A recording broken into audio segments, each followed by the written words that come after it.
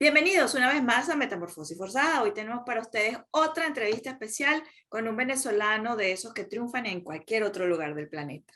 Está con nosotros Emilio Benut, quien escribió un libro con la mentoría de nuestra común amiga Yayita, que también ha estado en el programa. Así que aprovecho para presentar a estos dos galanes que me acompañan. Te presento a Emilio a Dante. Dante, te presento a Emilio. Encantado, encantado. Muchísimas gracias, Belén. Y bueno, muy contento de estar con ustedes compartiendo esta noche tarde. Sí. Gracias por aceptar la invitación, Emilio. Es un placer y sabemos que no es sencillo porque nos separan horas de distancia y como lo dice el título de tu libro, tú estás en el futuro. Así es. Para él hoy es mañana para nosotros porque él está viviendo en el futuro. Y precisamente eso sucede porque está en un lugar del planeta llamado Bahrein. Entonces la primera pregunta tiene que ser, ¿qué haces tú por allá tan lejos? Bueno, Belén, estoy trabajando con mucha gente que tuvo que salir de Venezuela para buscar afuera el sustento. Y bueno, gracias a Dios me tocó por acá. Estoy trabajando en el sector del petróleo. Ya tengo aproximadamente 14 años, tengo 13 años y medio fuera de Venezuela. Estuve 10 años en Kuwait, que también es uno de los países, algunas personas lo confunden con los Emiratos, pero es uno de los países que está por acá en el Golfo y que también, por supuesto, se dedica mayoritariamente a todo lo que es la extracción y refinación de petróleo. En mi campo yo estoy trabajando en refinería y me ha ido bastante bien, gracias a Dios. Dos precisiones me gustaría hacer que nos ayude a aclarar Emilio con relación al tiempo. Él está en el futuro, como lo dice el título de su libro. Él está en el futuro porque nosotros estamos grabando el día viernes, pero él está viviendo ya el día sábado. Así es, así es.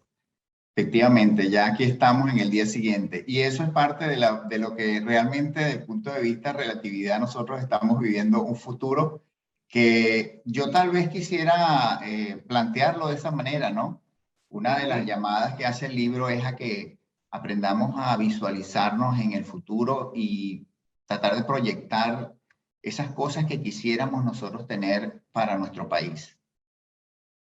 Precisamente claro. Hablando de ese bienvenido al futuro, yo intuyo que en buena medida esas ideas que tú propones para transformar Venezuela tienen que ver con cosas que has visto o has experimentado en otros lugares del mundo, ¿me equivoco?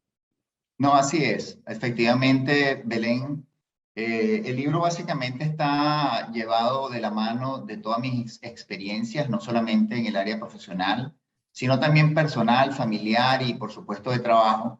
Me ha tocado viajar, yo diría que ya a los 5 continentes y he visto muchísimas actividades, digamos, desde el punto de vista comercial, culturas que de verdad que son fascinantes y sobre todo lo que más me gusta es ver cómo hay cosas que funcionan en otros países y que nosotros nos hemos quedado como que muy atrás. Y de hecho, una de las cosas que en algún momento se planteó en Venezuela es que nosotros entramos tarde al siglo XX. Y tristemente puedo decir que también entramos tarde al siglo XXI. Entonces, más tarde todavía, diría yo. El libro precisamente plantea que debemos desde ya arrancar para construir ese futuro que yo creo que todos nos merecemos, especialmente si vemos la calidad y el talento de nuestros profesionales, de la gente que está tanto dentro de Venezuela como afuera, y que cada vez que llegamos a un sitio la gente se emociona, y no solamente por ese carisma y esa forma de vivir, que somos esa venezolanidad que nos caracteriza, sino también por la calidad de nuestros servicios profesionales, la calidad de gente, ese calor humano que nosotros transmitimos donde quiera que llegamos. Eso es un factor diferenciador maravilloso para Venezuela y para los venezolanos. Una de las cosas que a mí más me llamó la atención de tu propuesta, Bienvenidos al Futuro, es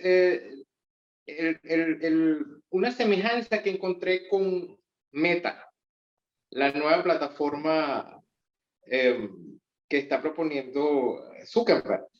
Y un poco dice, o sea, aprovecha el pasado, vive el presente y construye el futuro. Y tú estás montado en esa ola, ¿no? O me equivoco, ayúdame a desarrollar un poco Mira, Dante, me encanta que hayas traído el tema porque no puede tener más actualidad. El título del libro, parece mentira, esto yo no lo sabía, pero el título del libro es lo último que uno escribe, ¿no? Y cuando buscamos el título del libro, simplemente surgió solo porque en el capítulo 12 del libro yo hablo de las cápsulas del futuro. ¿Y qué son las cápsulas del futuro? Es esa imaginación, es ese mundo, esas actividades, esos sistemas que yo planteo a lo largo del libro, que ya yo los he vivido. O sea, no es que ya yo estuve allí. Y como ya yo estoy allí, porque yo sé lo que funciona un sistema de transporte, un sistema de servicios públicos de primera calidad, Cuéntanos es de tu como, experiencia cuando se envió la cápsula al futuro fue en Bahrein, ¿no? El año pasado, hace 2 años. sí, hace Cuéntanos 2 años, cuéntanos exactamente. de esa experiencia. ¿Y qué Mira, es una sacas tú de experiencia. esa experiencia para proponer lo que propones en el libro? Mira, precisamente para los que no saben lo que es una cápsula del futuro y es un poco jugar con las palabras, ¿no? Pero generalmente cuando hay una comunidad o se está haciendo algo importante, una celebración, por ejemplo, los 50 años estamos haciendo de repente de alguna institución, de una ciudad, etcétera, lo que se hace es que se recogen todas las cosas de ese momento, ¿no? Por ejemplo, yo no sé, hoy en día sería un celular, sería qué sé yo, el libro que escribió alguien que sea de mucho impacto, una foto importante de algún suceso, y eso se mete en una cápsula que se sella al vacío y que se vuelve a abrir dentro de 50 años. Entonces, obviamente, mucho de lo que estamos ahorita acá no vamos a estar para ese momento. Ujú. Y es una forma también de que esa cultura que va a estar allí va a empezar a comparar, van a haber monedas. Dentro de 50 años las monedas ni siquiera se van a utilizar. Ya de hecho casi no se están utilizando porque ya todo el dinero prácticamente es virtual, todo se hace con transferencias digitales a través de nuestros celulares, ya todo básicamente son transacciones electrónicas. Entonces,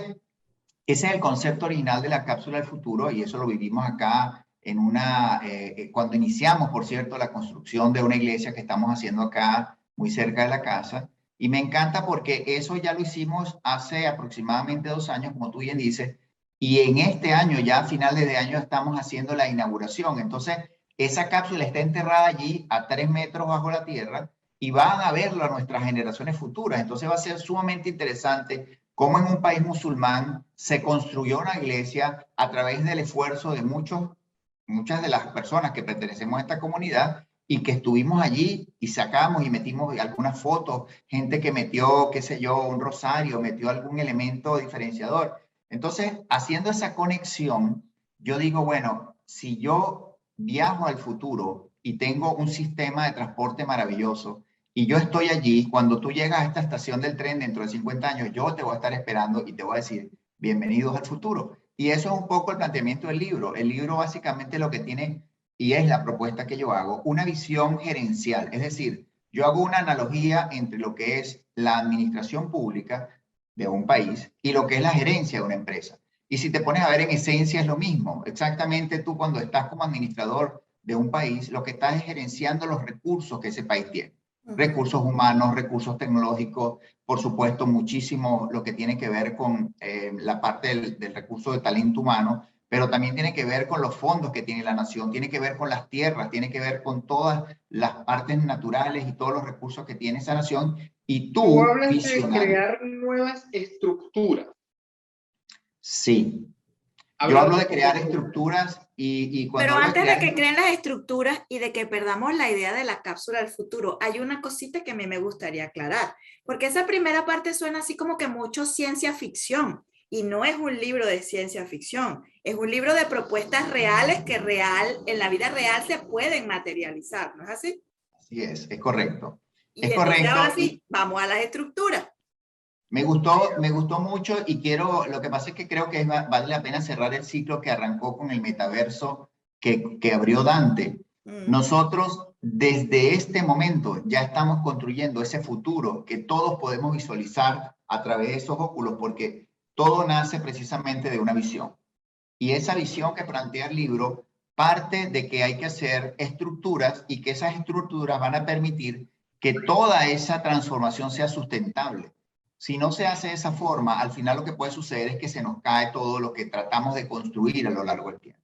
Así. Entonces, cuando yo hablo de estructuras y cuando hablo de hacer una transformación, yo hablo de hacer una cambio y una transformación de la estructura política, por ejemplo.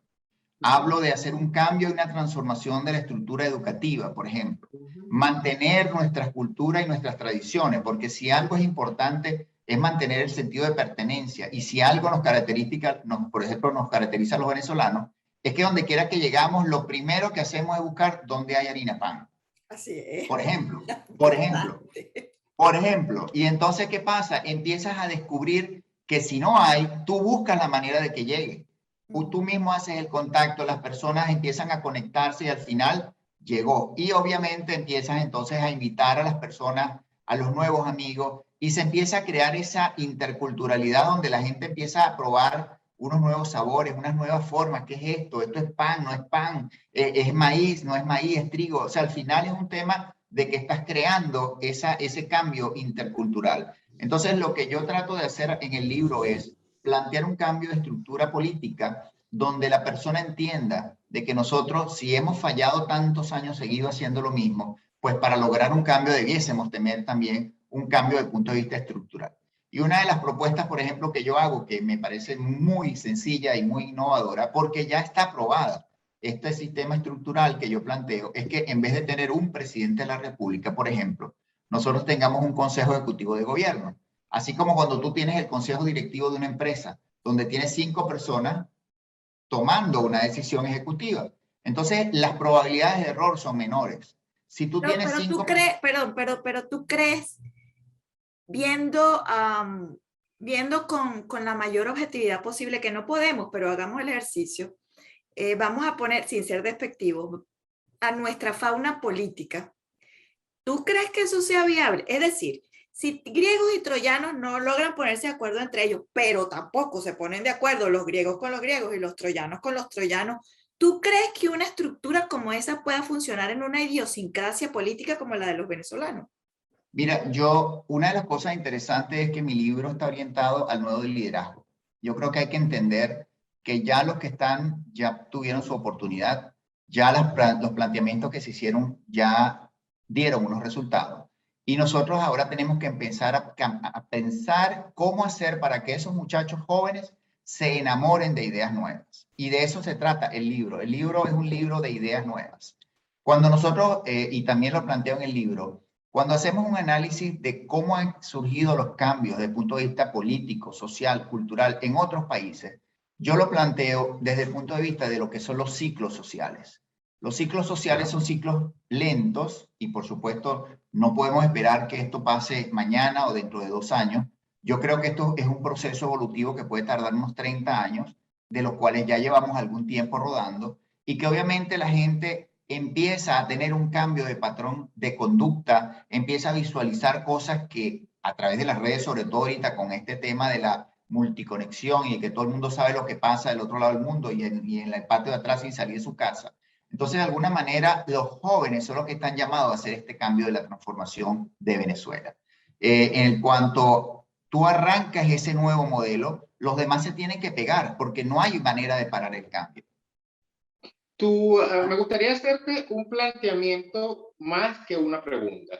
Me encantan las coincidencias. Yo tengo más de 20 años diciendo que el problema no es un problema de elecciones, el problema es un problema de concepto y de estructura.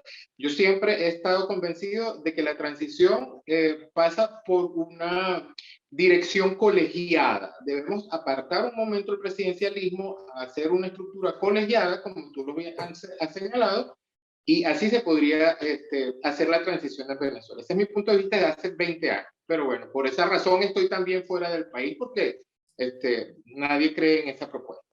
El segundo planteamiento es cómo convencer a la gente joven, cómo enseñar a la gente, cómo aprende la gente con experiencia ajena. El nuevo liderazgo. ¿Por qué tiene que creer en lo que nosotros le digamos hace 50 años atrás y ellos revisen el libro dentro de 50 años? Tercer planteamiento, sí. El tema de la laxitud de las fronteras en un futuro, en un futuro dentro de 20 o 30 años. El mundo es cada vez más globalizado, menos fronteras, y el tema de la nacionalidad se diluye en esa globalización. Bueno, ahí tienes algunos planteamientos a ver cómo, Sí. Mira, Dante, voy a empezar de atrás para adelante porque creo que es clave que empecemos de esta forma. Tú hablaste de lo que va a ser la multiculturalidad, de la no existencia de fronteras, pero hay algo que se llama la identidad. O sea, si tú te vas a Japón, que es uno, yo diría, de uno de los países más adelantados del planeta desde el punto de vista tecnológico, cultural, social, etcétera, todavía ellos guardan las tradiciones de hace 2000 y 3000 años. Y tú vas a ver a la gente siempre de buenas maneras, respetuosamente, conservando su forma de respetar a los demás. Si tú vas a un parque, tú vas a ver que todo está diseñado de una forma organizada y ordenada de acuerdo a sus patrones mentales. Si tú te vas a un templo, tú vas a ver que mantienen la historia de hace muchos años. Entonces, el tema de la globalización, y ese, por cierto, es el capítulo 11 de mi libro, conservar las tradiciones es importante. La cultura y las tradiciones. Porque fíjate tú, una de las cosas que a mí me encanta y que yo siempre digo es, por ejemplo, en Venezuela, por regiones nosotros tenemos cosas maravillosas. Y si tú te vas a Barquisimeto, entonces tú vas a ver que, bueno, los bailes que hay allí, pues no lo vas a conseguir en otro lado. Y si te vas a Mérida, tú vas a ver otras cosas. Y de esa forma, lo que yo planteo es que tiene que existir por regiones una forma de sustentar en el tiempo las tradiciones. Entonces, mantener la identidad es vital. Y por eso es que yo digo, la única manera de hacerlo es organizarnos. Y por eso es que en el capítulo 11 yo dije, si tú eres capaz de organizar la identidad para que la gente tenga sentido de pertenencia, bueno, vamos a hacer un programa organizado de ferias a través de todo el año, un calendario. Imagínate tú que tú tengas cada mes un bonche en cada estado del país. Y entonces, bueno, lo que vas a hacer es ir rozando de un lado al otro, ¿no? Y pongo un gran ejemplo, el Oktoberfest allá en Alemania. Si tú vas Te quería fundamental. hacer, sí, es muy bueno el tema porque en alguna oportunidad conversando con un nativo, yo le digo, no, lo que pasa es que nosotros vivimos en un eterno verano y el clima es maravilloso y es paradisíaco. Y tú sabes la respuesta, me dice, pero eso es muy aburrido. Nosotros tenemos 4 estaciones y en cada una de las estaciones es un nuevo amanecer. Y en cada estación hay motivos decorativos, hay motivos en los jardines, se motiva la gente para festejar el otoño o el invierno o la llegada de la primavera y yo me quedé así de una sola pieza. Entonces... No, pero eso es interesante porque ese señor probablemente nunca ha ido a Venezuela. Porque nosotros tenemos para celebrar todos los días cualquier cosa y cuando no hay razón bautizamos una muñeca. Exactamente, exactamente. No, pero tomando la raíz de la discusión que me parece que es muy seria desde el punto de vista de lo que nosotros hacemos, porque culturalmente pensamos así. O sea, indistintamente de la época del año, si hay lluvia, si no hay lluvia, ¿cuántas veces tú piensas si hay sol o no hay sol para irte para la playa? Nosotros no tenemos esas restricciones desde el punto de vista mental. Generalmente tú agarras y preparas el fin de semana, compraste tu cava, compraste tus cosas y te arrancaste para la playa. Generalmente uno no está pensando, no, que va a llover, que no va a llover. Muy raro. En estos países donde uno ha estado, sí, ellos están pendientes de mañana, de que sí, que no, que las 7 de la mañana, que si va a haber o no va a haber sol o etcétera, ¿no? Además, Pero nosotros tenemos una actitud peculiar, porque es que nos vamos para la playa con la cava y los peroles y todo, y nos cae el palo de agua y decidimos bañarnos bajo la lluvia. Esa es otra ganancia importante que tenemos los venezolanos. O sea, nosotros no solamente improvisamos y resolvemos, sino que tenemos una capacidad enorme para disfrutarlo todo. Sí, señor. Y eso también yo lo digo en el libro porque hablamos de la serendipia. Nosotros somos expertos en inventarnos algo a raíz de una situación. Y eso parece impresionante. Yo que he trabajado, digamos, con otras diversas nacionalidades, personas, ellos generalmente hacen las cosas de acuerdo al librito y si algo no está como dice el librito, se paran y no hay manera de que resuelvan el problema. Y llega un venezolano y le dice, ¿aló? ¿Es cierto? No resuelven, se quedan. El venezolano enseguida le busca la vuelta y resuelve el problema. ¿Y qué hacen ellos? Al principio se queja, pero resolviste el problema. Entonces, una de las cosas que nos caracteriza a nosotros siempre es la innovación, el sentido de la creatividad y que nosotros, de paso, siempre estamos de buen humor. Entonces, eso les choca a la gente porque no lo pueden entender.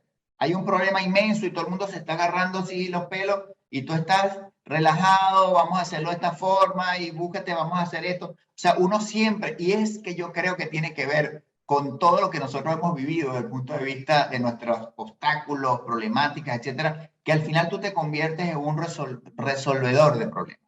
Sí. Entonces, no sé si contesté tu pregunta desde el punto de vista de lo que es la cultura y la globalización, y me voy a ir entonces ya desde el punto de vista de lo que es el cierre de esa idea. Yo creo que sí es importante que nosotros tengamos esa visión de que los muchachos jóvenes generalmente rápidamente se adaptan a los cambios. Entonces, si nosotros somos capaces de hacerle ver un mundo diferente, los muchachos enseguida te van a comprar la idea. Y esto es algo que se propaga como la pólvora. Mira, yo tengo ahorita una experiencia maravillosa con las redes sociales, porque sobre todo los jóvenes, cuando ven las ideas y entonces ven el libro y dicen, wow, si esto es lo que yo quiero ideas frescas. Y si te pones a ver, yo no estoy quejándome de lo que pasó antes. Yo creo que lo que pasó ya sucedió. Ahora tenemos que buscar la manera de resolver y echar para adelante y ahora fijarnos esa meta de la visión futurística. Y este libro está planteado precisamente para que miremos el futuro a 50, 70, 100 años. Y esto, por ejemplo, yo hago una anécdota que yo viví en Brasil.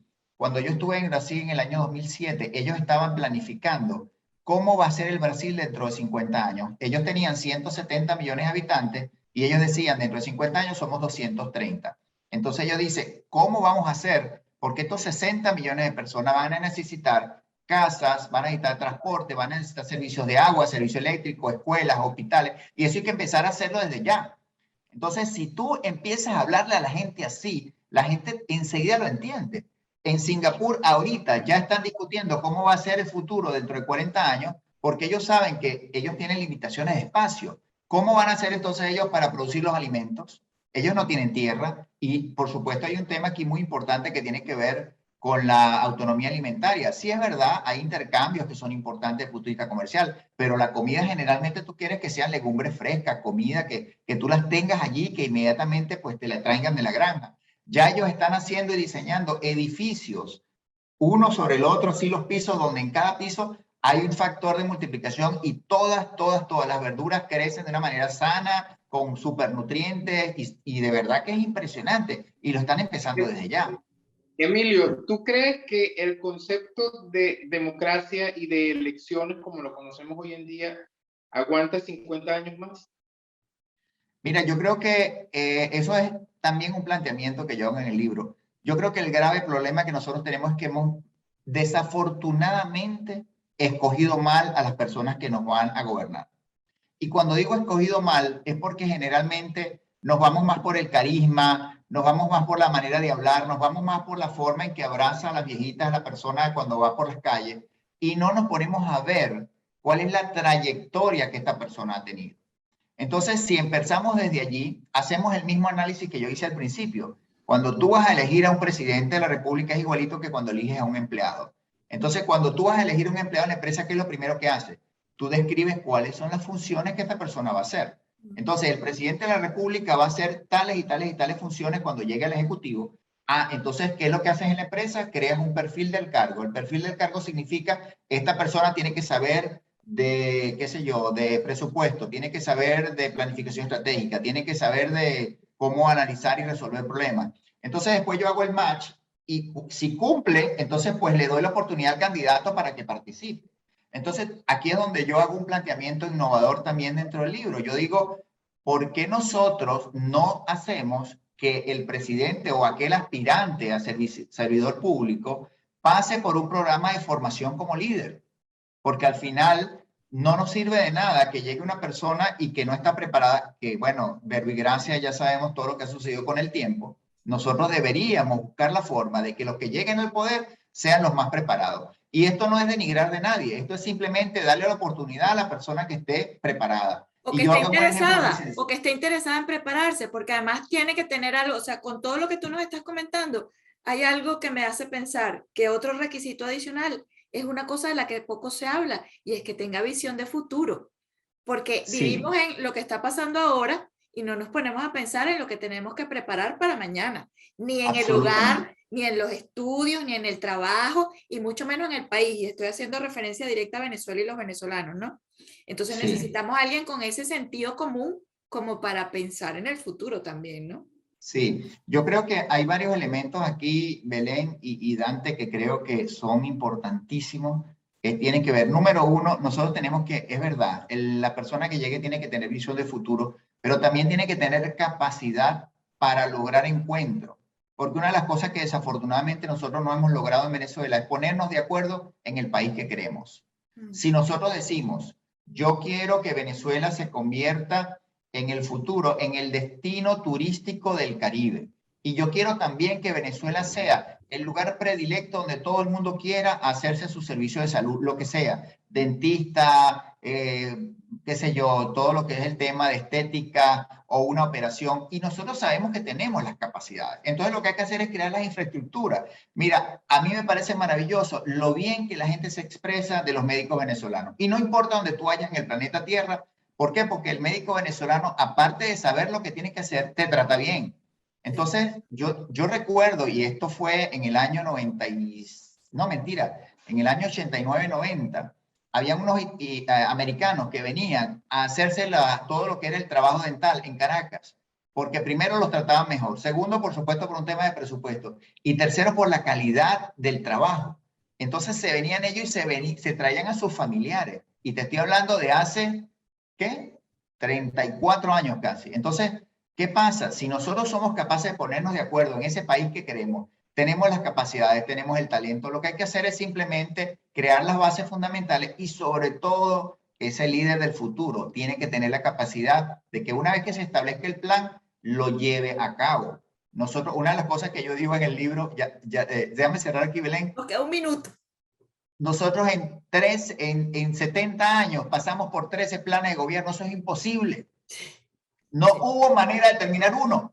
Entonces, bueno, muchísimas gracias. Si hay un minuto, yo... No, pero espérate para ver si Dante te quiere preguntar algo, vale. Regalarle no, está perfecto. Lo único que me trajiste a la mente con este último comentario es que, bueno, 13 planes de gobierno, eso es imposible, pero lo más triste es que ahorita no existe una propuesta de gobierno entre el grupo de la oposición. Bueno, yo creo que una de las cosas que tenemos que partir es de la base de hacer el trabajo, y el trabajo pasa por empezar a hacer lo que se llama el cambio del punto de vista de paradigmas. Nosotros tenemos que, a través de estas historias, de estos programas, buscar la forma de que la gente entienda de que hay que cambiar. Y cambiar pasa por aceptar y entender y escuchar.